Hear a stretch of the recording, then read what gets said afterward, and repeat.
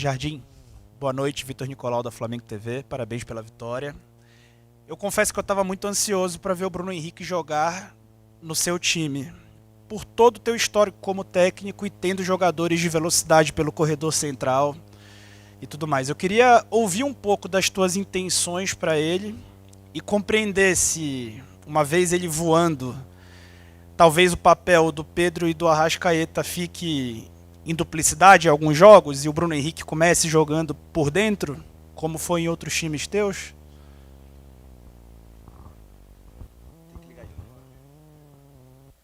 Boa noite a toda a gente. Em primeiro lugar, queria desejar umas boas Páscoas à nação, a todos aqui presentes. Em segundo lugar, valorizar o ambiente hoje no estádio, foi magnífico. Com as famílias, com as pessoas, a apoiar a equipa durante todo o tempo. Relembrar que mesmo em Red Bull, a equipa não teve uma prestação satisfatória e o apoio da nossa claque foi durante todo o jogo. Por isso é importante, eles são um 12º jogador, importante para nós. Em relação à situação do Bruno Henrique, o Bruno Henrique toda a gente conhece, é um dos jogadores mais importantes desta última década do Flamengo. É um jogador que pode fazer no ataque 3 posições, quer por fora, quer por dentro como segundo, quer por dentro na frente. Muda um pouco aquilo que é as características do jogo. Com certeza que é uma coisa importante, que é o nosso efetivo. E hoje, já vou passar na análise, que a análise justifica um pouco esta situação dos jogadores. Eu falei aos jogadores agora no fim do jogo e disse: só foi possível uma segunda parte determinante como esta, porque na primeira parte as nossas dinâmicas, a nossa atitude, a nossa pressão, o que fizemos correr o adversário, ele não conseguia aguentar o jogo todo. Eu falei com o treinador contrário e ele disse: pô, na segunda parte já não tínhamos pernas para andar atrás de vocês. E é o que eu disse aos jogadores: com o nosso elenco que temos, as soluções que temos, nós temos que colocar logo de início uma intensidade desta forma no jogo, provocar desgaste ao adversário. Muitas vezes não vamos fazer o gol, muitas vezes vamos fazer, porque tivemos 2 situações na cara do gol que acabámos por não fazer, a bola não foi no gol, mas tivemos na primeira parte essas 2 situações. Mas provocamos um desgaste no adversário.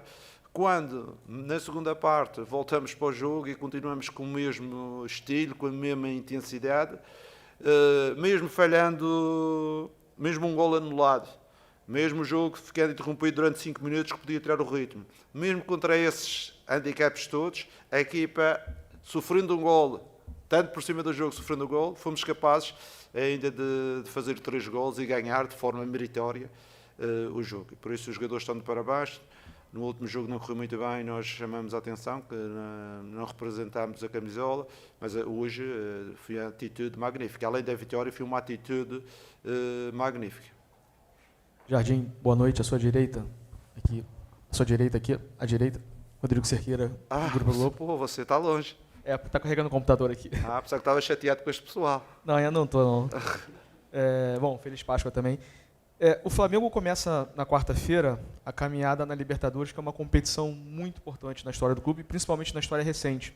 Foram 4 decisões em 7 anos, 3 títulos, e pela primeira vez o Flamengo começa como o brasileiro com mais títulos, né? Até então estava empatado, empatou com os demais, e começa com o brasileiro com mais títulos e mirando os maiores campeões do continente. Por conta disso, você acha que a responsabilidade e a pressão elas se tornam ainda maiores para um clube que tem os seus rivais nacionais agora, de olho nele por ser o maior campeão na América, e mira os outros grandes do continente para também tentar igualá-los e passá-los futuramente?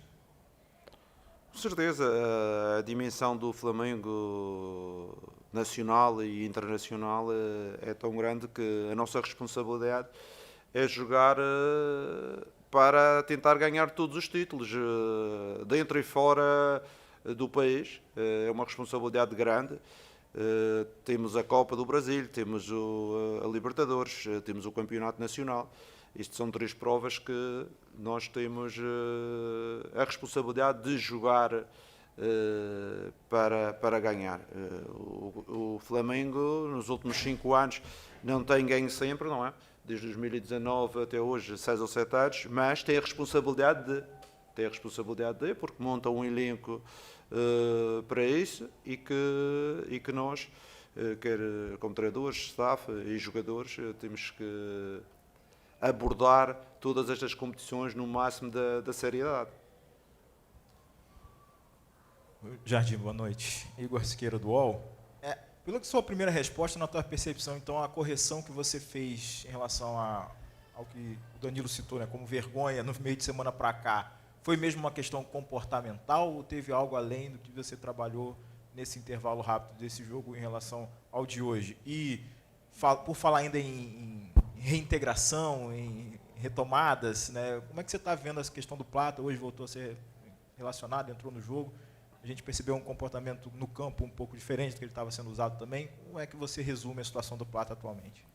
A situação do Plata foi aquilo que já vos disse. Numa primeira fase, ele tinha estado não totalmente integrado, foi para a seleção, conseguiu fazer dois bons jogos, voltou, está a trabalhar com o grupo cada vez mais integrado. É um jogador que eu conto, porque ele é um jogador de qualidade, é um jogador que tem intensidade e muitas vezes para o jogo mais intenso que eu pretendo, é um jogador extremamente interessante, mas tem que partir de um pressuposto de orientação igual aos outros, e é isso que estamos a fazer, como agora foi por um motivo diferente, não é? O Bruno está entrando e é um jogador que tem esse pressuposto também no futuro ser importante. Mister, aqui à frente, Bruno Vilafranca, da TV A Crítica.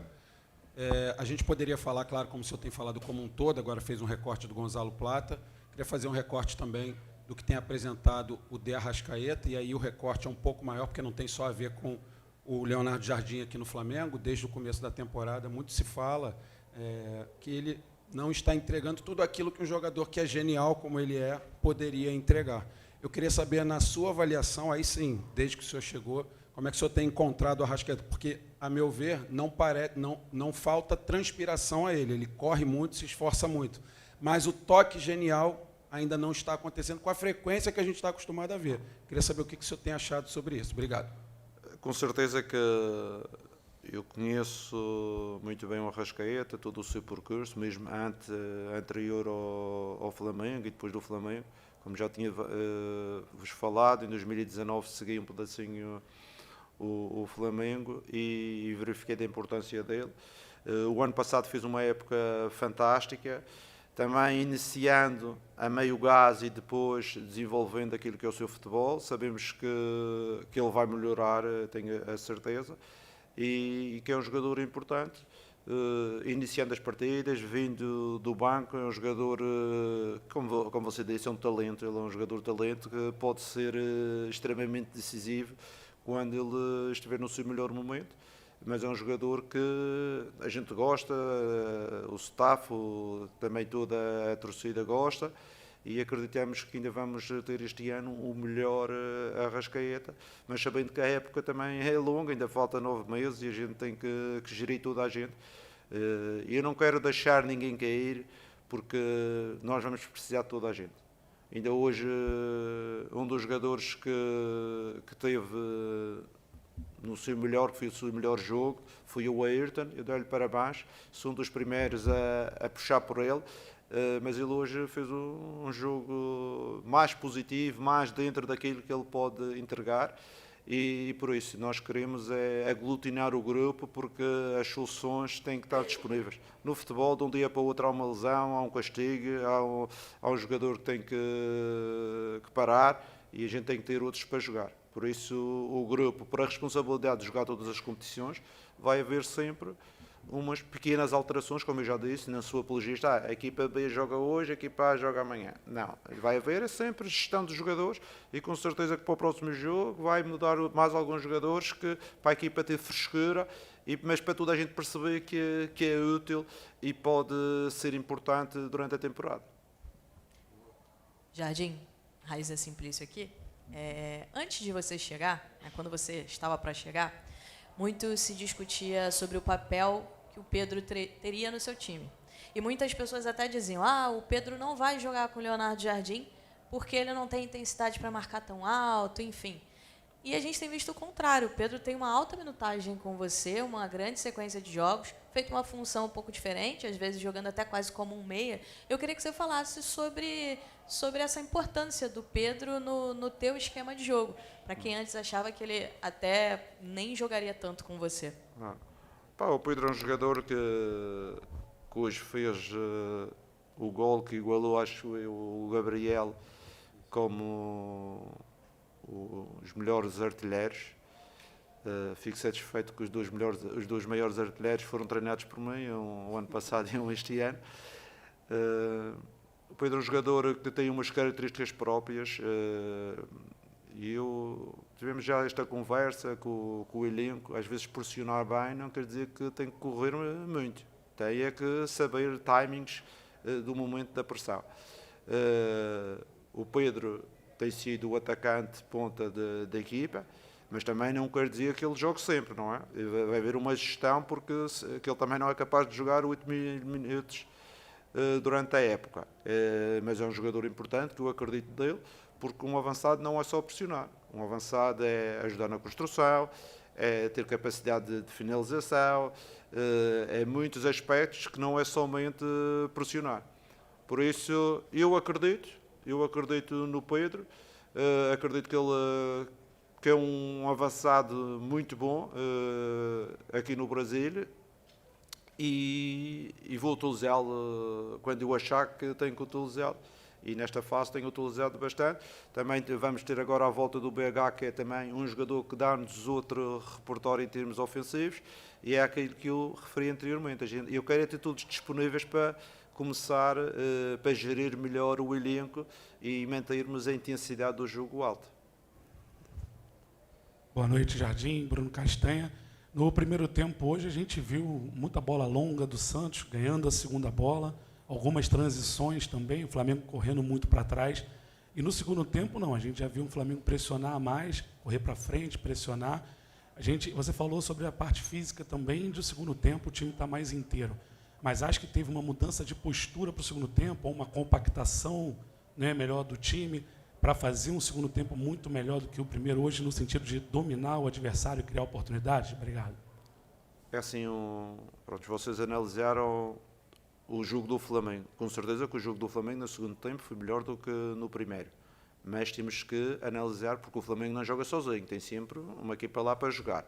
E hoje neste jogo, o Santos, como estratégia, utilizou os jogadores da ordem física de marcação homem a homem a correr o campo todo. Quer os dois avançados a pressionar lá na frente, em todas as bolas, quer os pontas a correr atrás de laterais, zagueiros a correr atrás de avançados. Passaram este tempo. No segundo tempo, a energia faltou, porque não é possível fazer isto durante 90 minutos, é impossível. Não há equipa no mundo, não é só no Brasil, não, no mundo. No mundo do futebol nunca vi nenhuma equipa que consiga fazer. Chega ali aos 50, 60 minutos, já há uma marcação que falha, já é o tempo atrasado, e é aí o que acontece? A equipa que tem a bola começa a aparecer a melhor situação, a melhor decisão, esse tipo de situações criam espaços, e foi por isso que o futebol do Flamengo melhorou. Mas em termos de jogo, o jogo foi mais ou menos sempre na mesma bitola, não é? O jogo foi na mesma bitola. Eu achei que o adversário, devido à intensidade que nós aplicamos, teve uma quebra grande na segunda parte. E eu próprio falei com o Cuca, e o Cuca disse-me não conseguia aguentar a segunda parte. Gastámos as fichas todas na primeira, a segunda foi difícil. Mesmo a ganhar 1-0, que acabamos de fazer um gol um pouco contra a corrente. Era uma vantagem que podia dar um aspecto anímico maior ao Santos, mas mesmo assim era impossível já eles conseguirem aguentar as nossas dinâmicas. Jardim, boa noite. Carlos Eduardo Mansur, do Sport TV. Eu queria te fazer uma pergunta, era justamente sobre a questão do tipo de marcação que o Santos trouxe para o Maracanã, característica também dos trabalhos do Cuca. Quando você tem um jogo de marcação individual e você começa a fazer a construção, a única certeza que você tem de um homem livre é nos primeiros passes que você vai ter um jogador sobrando. Fosse um 3 contra 2 ou um 4 contra 3, quase um mini-jogo dentro do jogo ali na saída de bola. Você tem dois zagueiros pelos lados, o Ortiz e o Léo Pereira, muito bons nessa condução de bola. Queria saber o que você pediu a eles ao longo do jogo. Primeiro tempo, a sensação que a bola saía mais pelo Léo Pereira, pela esquerda, do que pela direita. E se do primeiro para o segundo tempo teve algum ajuste nessa saída para eles conduzirem com mais tranquilidade. Não, o que existiu, eu pedi aos jogadores sempre alguma mobilidade e alternância de posição. Tipo, o lateral esticar bem, o meia vir buscar, que é para arrastar as marcações contrárias dos adversários, quer por fora, quer por dentro. Foi isso que nós pedimos e foi isso que o adversário fez, foi andar, o lateral direito às vezes andava a marcar o Linho no meio campo e o ponta direita andava a marcar o Ayrton lá no fundo. E esta dinâmica criou muita fadiga ao adversário, porque, e atenção, o Santos fisicamente tem alguns jogadores muito mais agressivos do que o Flamengo. O Flamengo é uma equipa essencialmente técnica. E o que é que acontece?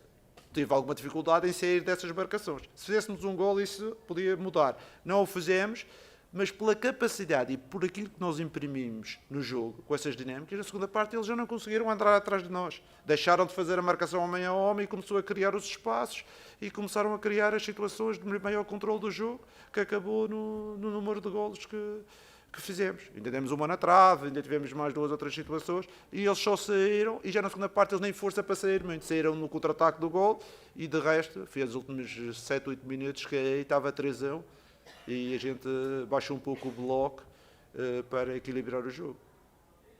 Aqui Jardim, boa noite, Marcos Martins do Canadá SRN. A minha pergunta vai na linha de uma das perguntas anteriores. Na coletiva após a derrota contra o Bragantino, você enfatizou a questão de alguns jogadores do setor ofensivo estarem muito estáticos no campo. E hoje deu para observar a equipe com mais mobilidade, se movimentando, se aproximando para trocar passes. Até que ponto a correção do jogo passado para esse jogo foi tática e anímica ao mesmo tempo, comportamental por parte dos jogadores? Com certeza. Eu falo com os jogadores, porque assim, eu sou um treinador, ao contrário que possam pensar, eu sou muito próximo dos jogadores, porque os jogadores é que jogam e eles é que têm que perceber as coisas para jogar. Eu digo, o futebol estático, para equipas fortes e físicas, é o melhor, porque se a gente se dá a marcação, a gente tem hoje o Cebola, levou uma porrada, partiu a costela. O Eric, fui andar lá na luta com os gajos, tem o ombro meio deslocado. Porque isso não é o jogo do Flamengo. O jogo do Flamengo tem que ser um jogo técnico e dinâmico. E quando as marcações são mais cerradas, temos que ser criativos. Sair do espaço, mobilidade, troca de posições. Como no basquete, quem conhece o basquete, é aclarar para criar um espaço para outro jogador.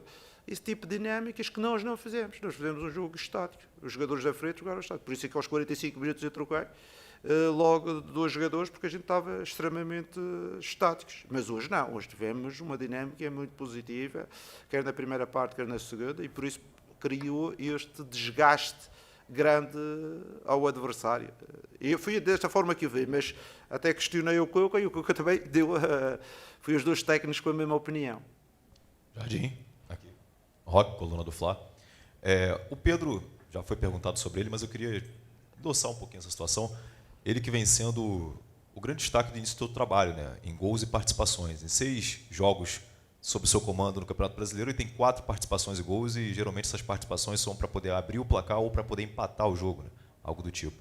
Eu queria que você falasse o status que o Pedro tem hoje nessa espinha dorsal do teu time, tendo em vista que ele foi titular em todos os seus 7 jogos à frente do Flamengo, e como que você pode projetar esse Pedro até o meio do ano. Você já falou que ele tem corrido mais certo, né? Tem sido mais preciso até na forma de correr, e a importância dele no comando do teu ataque hoje. Como eu já lhe disse, ele é o avançado de referência da equipe. Neste momento não temos outro avançado que seja tão referência como ele, pela sua capacidade, pela sua qualidade futebolística. Ele é o avançado. Se você diz, ele jogou em 7, com certeza. Se, por exemplo, se o Bruno vier e alguma situação necessitar do Bruno, ele não vai jogar 70 jogos, não é? Vamos ter que haver aqui algumas decisões, alguns times que eu tenho que decidir. Preciso de um jogador numa primeira fase, mais transição, talvez na segunda fase já preciso de um jogador quando a equipa baixar a intensidade, eu tenho que gerir, porque senão eu não quero perder o Pedro no mês de junho ou de setembro. Eu quero o Pedro que me dure para a época toda, porque o Flamengo, jogando as competições, as decisões estão na parte final da época, não é? E temos que ter os nossos jogadores inteiros, e por isso é que temos um elenco. Por isso temos um elenco para gerir os nossos atletas. Mas é um jogador que eu gosto. Vocês sabem que às vezes as pessoas falam, mas o Jardim treinou o Kylian Mbappé, ele era rápido e diagonais, mas eu treinei um dos melhores pontas de lança do mundo, dois deles. Um foi o Falcão Garcia e outro foi o Dmitry Berbatov. E o Dmitry Berbatov não era mais rápido do que o Pedro, era do mesmo estilo do que o Pedro. O Falcão é um pedacinho diferente, mas eram dois jogadores do mesmo estilo. E estamos a falar, pronto, há pessoas que podem não conhecer quem é o Dmitry Berbatov, é um jogador também como vocês dizem no Brasil, da primeira prateleira, não é? Por isso, eu já tive vários estilos de jogadores e eu tenho que criar um contexto para que as melhores qualidades de cada um consigam vir ao de cima. Esse é o meu papel como treinador. Porque chegar aqui e dizer, eu jogo assim, este não, aquele não, este não, não. Até o mercado está fechado, a gente tem que jogar com estes. Por isso é que eu tento criar o ecossistema para que os jogadores consigam performar da melhor forma. Boa noite, Jardim, aqui. Natália Brasil, Rádio Roquete, Damas do Esporte. Eu queria perguntar sobre o gol marcado pelo Léo Jardim, que acabou anulado. Na sequência, quando a bola foi colocada em jogo, até houve uma confusão ali entre os jogadores por questionarem o porquê da anulação do gol. E aí eu gostaria de saber qual foi a visão sua e da sua comissão técnica em virtude dessa anulação realizada pelo Daronco.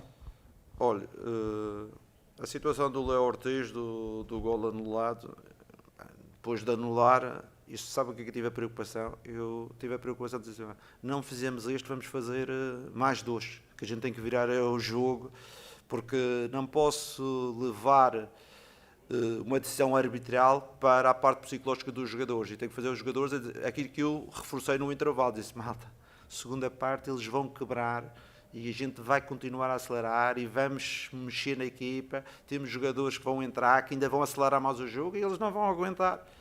E se fosse preciso fazer mais um ou dois, a gente ia fazer hoje. Não foi preciso, por 3-1, a malta abrandou. Mas hoje, a malta, se precisasse, tinha uma energia com o Bruno que entrou, com o Plata, com a malta, com o Araújo, toda esta malta que entrou, o Paquetá.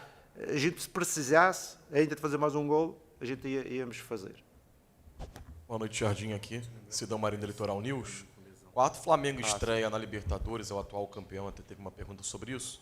Mas eu queria falar um pouco sobre o rendimento na fase de grupos. O Flamengo, ano passado, se classificou, obviamente, foi campeão, mas com muito sofrimento até o último jogo. Você acredita que é possível ter uma fase de grupos mais sólida, como o Palmeiras, por exemplo, teve no ano passado, dentro desse grupo com o Cusco, Independente Medellín e Estudiantes? Obrigado. Com certeza que é possível ter uma fase de grupos mais sólida, mas isto é um bom exemplo, porque normalmente a história serve para isso, para perceber que esta competição não há facilidades, há jogos em altura, há jogos em que as equipas jogam muito um futebol direto, não jogam um futebol muito de construção, dentro dos seus habitats que favorecem esse tipo de jogo.